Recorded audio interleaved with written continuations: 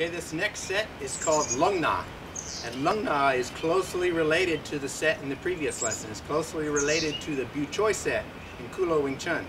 Lung Na means the dragon grab. And it's a two-handed grab. And it's like it's a China set, a standing grappling set in Kulo Wing Chun. Very, very useful.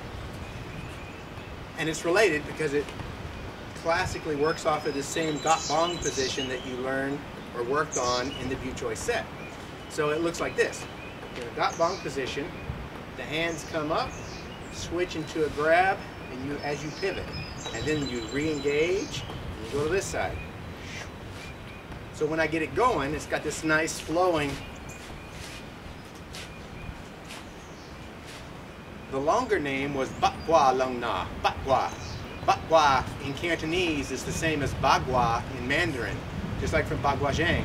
Bakwa meant 8 direction, right? Because I'm making these motions, it's like my hands are moving in multiple directions. And in a more modern context, we might say a figure 8. So if you watch, my hands make a figure 8 motion as I go through this. So Bakwa Lung Na was another name for the set. Most people just say Lung Na, dragon grab. Now, it's closely related to the Biu Choi set because again it uses this position, and also because once you learn the Biu Choi footwork, you can put the Biu Choi step into this set.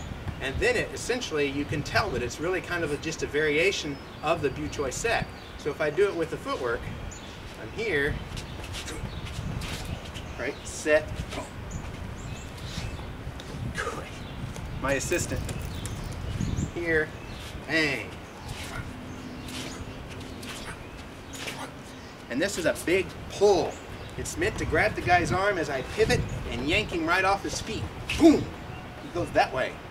My foot's in the way, he may trip over my leg. But it's not just this nice little, it's to send him with force. So obviously, I can pivot, and if I pivot and I'm stepping at the same time, boom, I get even more off balance. Send the guy flying kind of idea. This motion is mainly to put my hands on this side so that I can grab his arm. There's nothing magic. It's just using that same thing we learned in Biu Choi to position my hands, where the key thing here is this motion switches and grabs and pulls. And once I'm on this side, this motion switches, grabs and pulls. It's this switch is important, and we sometimes refer to this as a chun sao, a threading hand. This idea that this hand is here and this hand's coming behind it. I could have been a pak tan and grab. So one of the variations is to kind of just leave out the got bong portion, and I just do this. Boom, right? I lead with my pak sao, tan sao, and here's the switch, and grab.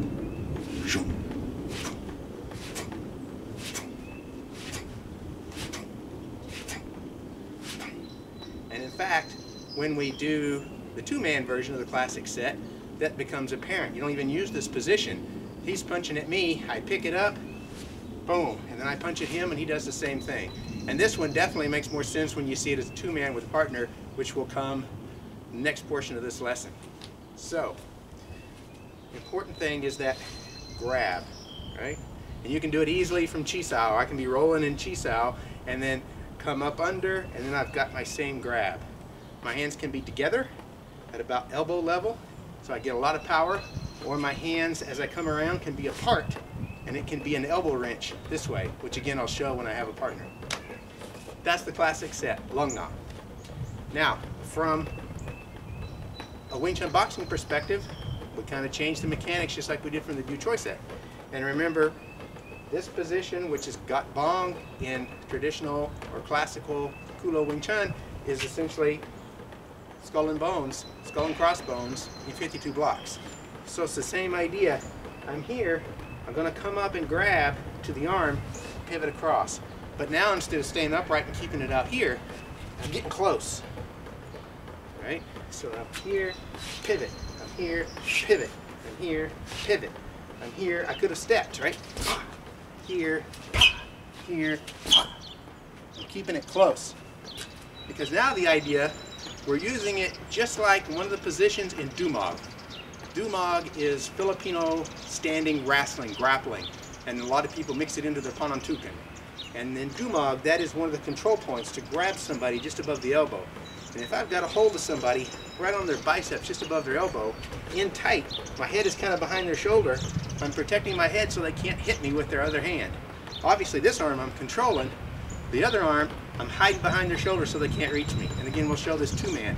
But once I got a hold of the guy, I can ragdoll him, I can move him around, I can control his position, I can sweep, I can knee, I could just keep from getting hit long enough to shove him away and run if I want to.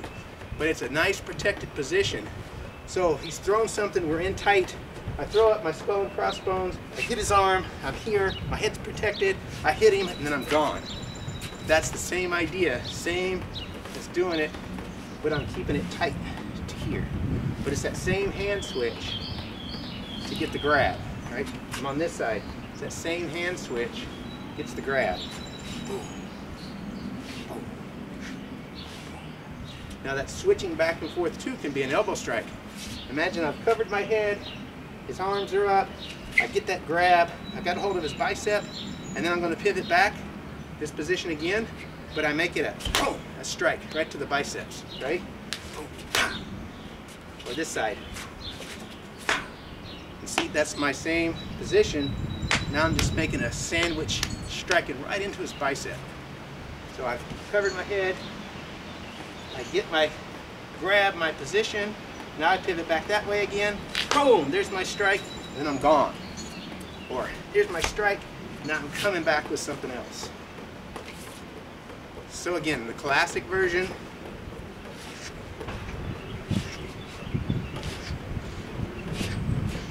and the Wing Chun Boxing version.